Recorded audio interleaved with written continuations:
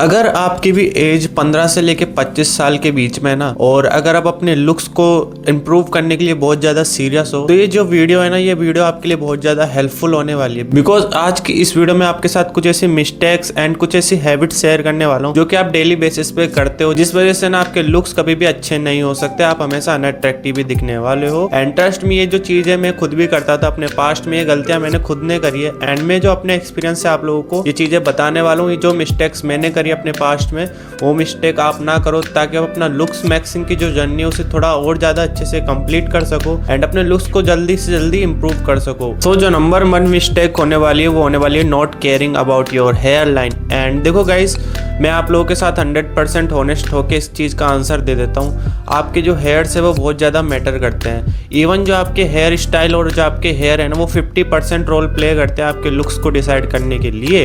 अगर आपके हेयर अच्छे हैं एंड अगर आप फेशियली इतने ज़्यादा अट्रैक्टिव भी नहीं हो ना, आप बिलो एवरेज या एवरेज भी दिखते हो, बट आपकी hair style and hair quality बहुत ज़्यादा अच्छी है, तो ट्रस्ट में आप हमेशा अट्रैक्टिव दिखने वाले हो थोड़े ज़्यादा। But on the other hand आप फेशियली भी इतने ज़्यादा अट्रैक्टिव नहीं हो एंड आपके हेयर भी ज़्यादा अच्छे नहीं लगते दिखने में, तो आप बहुत ज्यादा एवरेज ही दिखने वाले हो एंड आप में कुछ यूनिक नहीं दिखेगा आपके फेस में बेसिकली। तो बेसिकली जो हेयर्स होते हैं ना, आपके फेस को एक यूनिकनेस प्रोवाइड करते हैं। तो यार आपको अपने बालों को इंप्रूव करने पे बहुत ज्यादा ध्यान देना चाहिए। मान लो अगर आपकी रिसीडिंग हेयर लाइन की प्रॉब्लम है, आपको बहुत ज्यादा हेयर फॉल हो रहा है, तो आपको आप स्किन केयर के साथ साथ आपको हेयर केयर पे भी ध्यान देना चाहिए।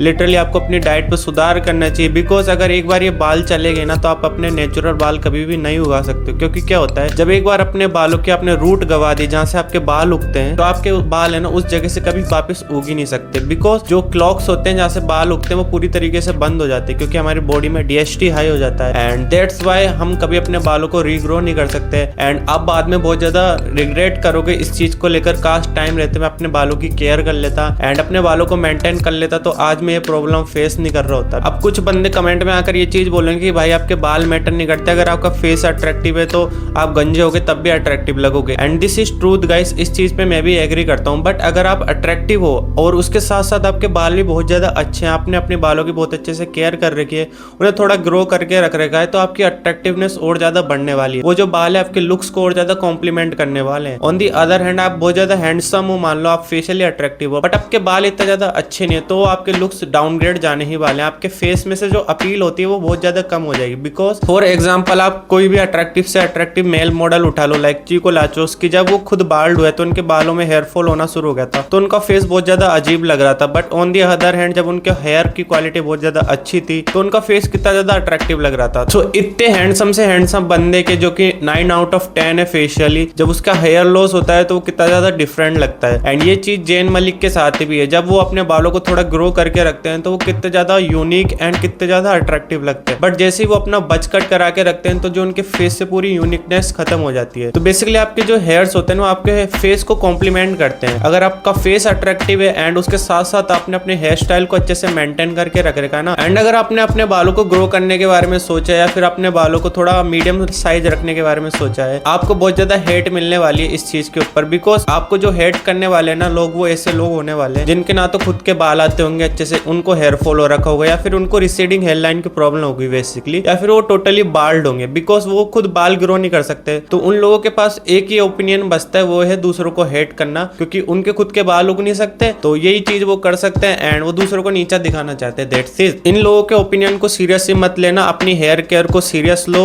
एंड अगर आपकी हेयर लाइन की प्रॉब्लम है, आपकी हेयर लाइन रिसीड हो रही है, तो एक बार डॉक्टर को कंसल्ट कर लो। बिकॉज अगर आपके एक बार नेचुरल बाल चले गए ना, तो भाई वो वापस नहीं आ पाते, आपको जाके हेयर ट्रांसप्लांट कराना ही पड़ेगा नो मैटर व्हाट। एंड वो जो चीज होती है बहुत ज्यादा कॉस्टली होती है, हर बंदा अफोर्ड भी नहीं कर सकता उस चीज को। And last of the last, आपके जो बाल है वो नेचुरली ही अच्छे लगते हैं, तो अपने बालों की केयर करना अभी से शुरू कर दो, अदरवाइज बाद में बहुत ज्यादा पछताओगे आप लोग। जो नंबर 2 मिस्टेक होने वाली है वो होने वाली है लैक ऑफ स्लीप। देखो स्लीप बहुत ज्यादा इंपॉर्टेंट है आपकी बॉडी एंड आपके फेशियल लुक के लिए। बिकॉज देखो क्या होता है, जब 6 से 7 घंटे से कम नींद लेते हो ना, तो आपकी आंखों के नीचे डार्क सर्कल बनना शुरू हो जाते हैं। बेसिकली आपकी आंखों के नीचे काला काला जो होता है ना, उसी को डार्क सर्कल कहते हैं हम। एंड वो जो चीज है वो बहुत ज्यादा अनएस्थेटिक लगती है, बेसिकली आपके पूरे फेशियल कलर को बिगाड़ के रख देती है। एंड आपकी जो आईज होती है ना, इस वजह से पूरी फक्ड अप हो जाती है एंड आपकी आंखों के नीचे आई बैग्स बनना शुरू हो जाते हैं। और केवल यही नहीं, इसके साथ साथ जो आपके फेस में है ना, पफीनेस भी बहुत ज्यादा बढ़ जाती है। बेसिकली आपकी बॉडी है ना वाटर होल्ड करने लग जाती है, आपकी बॉडी में वाटर रिटेंशन बढ़ जाती है, जिस वजह से आपका फेस इतना ज्यादा चिजल्ड एंड लीन नहीं लगता बेसिकली। तो आपका फेस लीन होगा तो ज्यादा अट्रैक्टिव लगेगा, एंड अगर आपकी आंखों के नीचे आई बैग्स नहीं होंगे तो वो कितना ज्यादा अच्छा होगा। और केवल आपके फेशियल लुक्स ही नहीं, इससे आपकी बॉडी पे भी बहुत ज्यादा फर्क पड़ता है। अगर आप 6 से 7 घंटे से कम नींद ले रहे हो, मान लो अगर आप वर्कआउट करते हो, जिम में कोई भी एक्सरसाइज करते हो, इवन अगर आप वॉक भी करते हो, तो आपको 6 से 7 घंटे की नींद लेना जरूरी है। बिकॉज क्या होता है, अगर आप इतनी नींद नहीं ले रहे हो ना, तो आपकी बॉडी अच्छे से रिकवर नहीं हो पाएगी। आपकी बॉडी में जो हार्मोनल प्रोफाइल होती है, जो आपकी बॉडी फंक्शन करती है, वो अच्छे से फंक्शन नहीं कर पाएगी, एंड आप हमेशा थके थके रहने वाले हो। एंड बेसिकली जो आपका दिमाग है वो शार्प काम नहीं कर पाएगा। आपके जो टेस्टोस्टेरोन लेवल है वो नीचे चले जाएंगे। आपकी बॉडी में जो मसल मास है वो इतना ज्यादा अच्छा नहीं हो पाएगा। जब कभी भी आप रात में सोने जाओ ना, उससे पहले अपना टाइम नोटिस कर लो, आप कितने बजे बेड पे गए, एंड सुबह अगले दिन ऐसे टाइम पे उठना जब आपकी बॉडी अच्छे से रिकवर हो जाए, आपका जो माइंड है वो आपको अलाउ करे उठने के लिए। तो जो वो स्पेसिफिक पीरियड ऑफ टाइम था जब आपने बेड पे गए थे रात में फाइनली, या फिर दिन में जब भी आप सोने गए थे, एंड जब अगले डे उठे थे, मॉर्निंग हो सकती है नाइट, ने घंटे आपका जो टाइम है वो आपका जो हाई क्वालिटी स्लीप टाइम है, उतने घंटे आपको हमेशा स्लीप लेनी है, तभी आपकी जो बॉडी है अच्छे से रिकवर कर पाएगी एंड अच्छे से फंक्शन कर पाएगी। नंबर 3 जो मिस्टेक होने वाली है, जो आपके फेशियल लुक को कंप्लीटली ट्रांसफॉर्म करके रख सकती है, वो है आपका पोस्चर। देखो आपको भी इस चीज के बारे में थोड़ी बहुत तो नॉलेज होगी ही कि आपकी जो जो लाइन एंड आपकी जो बोन डेवलपमेंट होती है फेस की, वो कितनी ज्यादा इंपॉर्टेंट होती है आपके फेशियल एस्थेटिक को बनाने के लिए। एंड अगर आपकी जो लोअर जो है बेसिकली जिसे मैंडिबल कहते हैं हम, वो अच्छे से डेवलप नहीं है, तो आप हमेशा कम अट्रैक्टिव दिखने वाले हो। बिकॉज जितने भी हाइपर अट्रैक्टिव मेल्स होते हैं लाइक जॉर्डन बेरेट, इन लोगों की जो मैक्सिला एंड मैंडिबल की जो डेवलपमेंट होती है ना, बेसिकली जो अपर एंड लोअर जो होती है हमारी, बहुत ज्यादा अच्छे से हो रखी होती है, तभी जो इनका फेस इतना ज्यादा शार्प एंड मॉडल टाइप लगता है। So what is the right posture for your face? देखो जिस तरीके से आप अपनी बॉडी को हमेशा स्ट्रेट रखते हो, तो अपने बॉडी के पोस्चर को मेंटेन करने के लिए आप लोग क्या करते हो, आप अपने कंधों को पीछे रखते हो, अपनी छाती को फुला के रखते हो, आगे रखते हो, स्ट्रेट खड़े होते हो बेसिकली, एंड अपनी बैक को हमेशा स्ट्रेट करके रखते हो। इसी तरीके से जो आपका फेस का पोस्चर है उसको भी आपको मेंटेन करके चलना पड़ता है। और आपके फेस के लिए जो राइट पोस्चर होता है वो होता है आपकी म्यूइंग। और म्यूइंग क्या होता है? देखो इस टॉपिक के ऊपर आपने कभी ना कभी कोई ना कोई वीडियो देखी होगी, अगर आप ये वीडियो देख रहे हो तो बेसिकली, अगर नहीं भी देखी तो मैं आपको बता देता हूँ। इसमें बेसिकली जो आपको अपनी टंग होती है उसको माउथ का जो टॉप वाला पोर्शन होता है, बेसिकली जो आपका पैलेट होता है माउथ का, उस पर टच करके रखना पड़ता है हमेशा अपनी जीभ को अपने माउथ के टॉप पैलेट पे। इससे क्या होता है, हमारे माउथ में सक्शन क्रिएट होता है। दैट्स व्हाई हम अपने माउथ से ब्रीथ नहीं कर सकते, बिकॉज जब भी हम अपने माउथ से ब्रीथ करेंगे, अपने मुंह से सांस लेंगे,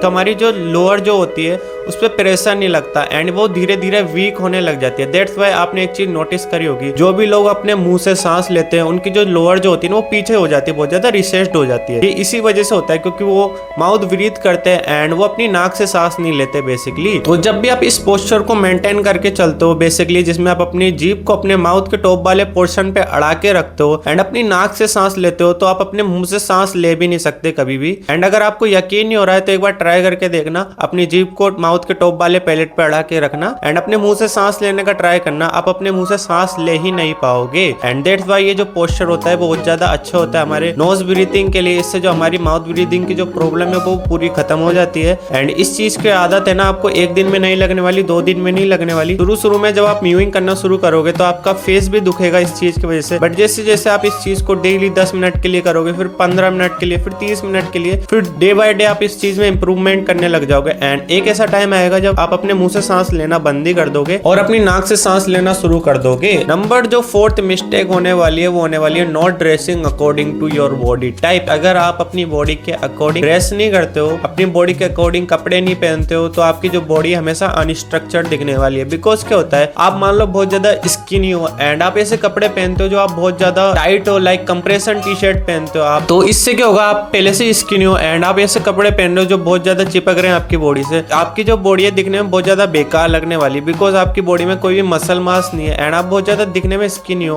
ऊपर से आप ऐसे कपड़े पहन रहे हो जो बहुत ज्यादा टाइट है, कंप्रेशन टी शर्ट पहन रहे हो, तो इस वजह से जो आपकी बॉडी है बहुत ज्यादा अनप्लीजेंट दिखने वाली है। तो आपको अपनी बॉडी के टाइप के अकॉर्डिंग ही कपड़े पहनने। तो इसलिए मैं कहता हूँ अपनी फिजिक को इम्प्रूव करने पे ध्यान दो, अपनी डाइट को इम्प्रूव करने पे ध्यान दो, वर्कआउट करना शुरू कर दो। बस क्या होगा, जब आपकी बॉडी फिट होगी ना, तो आपकी बॉडी में बॉडी फैट परसेंटेज कम होगा, इस वजह से आपका जो फेस है वो लीन दिखेगा, आपकी बॉडी भी दिखने में अच्छा शुरू हो जाएगी। आप कोई भी कपड़ा पहन लो नॉर्मल से नॉर्मल, आपके ऊपर अच्छा दिखने वाला है। बट अगर आपकी बॉडी शेप में नहीं, आपकी बॉडी में बहुत ज्यादा फेट है या फिर आपकी बॉडी बहुत ज्यादा स्किनी है दिखने में, तो आप कितना भी ट्राई कर लो, आप कितना भी फ्रॉड मैक्सिंग कर लो। बेसिकली फ्रॉड मैक्सिंग क्या होता है, जिसमें आप ऐसी चीजें यूज करते हो, मान लो अगर आप बहुत ज्यादा मोटे हो तो आप बहुत ज्यादा ढीले कपड़े पहनना शुरू कर देते हो, यही फ्रॉड मैक्सिंग होती है। फ्रॉड मैक्सिंग करने से बढ़िया अपनी जो लुक्स है उसको इंप्रूव करने पे ध्यान दो, अपनी फिजिक को इंप्रूव करने पे ध्यान दो, बाकी जो चीजें वो सब अपने आप ठीक हो जाएगी over the time. Okay, so that's it for today's video. मिलता हूँ मैं आपको इसकी नेक्स्ट वीडियो में, तब तक के लिए bye bye, take care guys.